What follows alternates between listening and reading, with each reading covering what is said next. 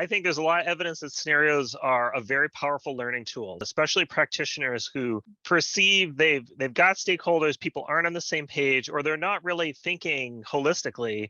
Scenarios can be a very powerful tool to foster that bigger picture thinking and also look across different sectors. Really intrinsic in the idea of scenarios is still having kind of holistic perspective. And too often plans are written, only looking at a kind of single policy domain like transportation.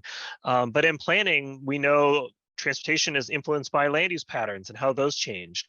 And each of those in turn are influenced by changes to culture or the demographics of your community and so forth. So, the scenarios provides you a kind of framework to think holistically, but not in like an overwhelming way, and also communicate through telling stories about what could be, and in doing so build consensus and foster learning among your participants. Something that I definitely believe in is there are a lot of models and analyses, but because the future is so uncertain, it's always challenging to know what assumptions do you put in. You got a model, but you need to put in a population figure or a growth total. And in the absence of something like scenario planning, it really falls on the analysts or, the elected officials say, well, let's just use this number.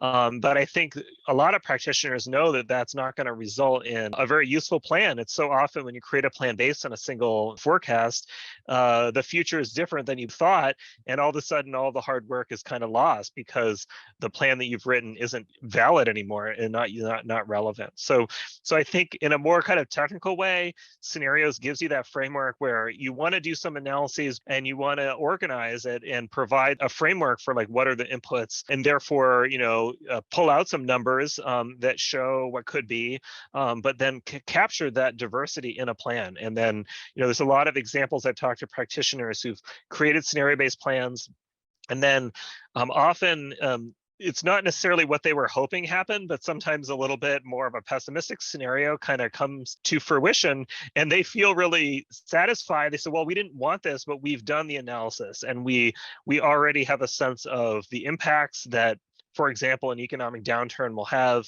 on our region, and some of the decisions we might want to be thinking about, even though we're hoping for other opportunities or some of the more positive factors that might be needed for a more desirable scenario to happen. So it's kind of providing you that degree of flexibility and really added value to the plans that you prepare.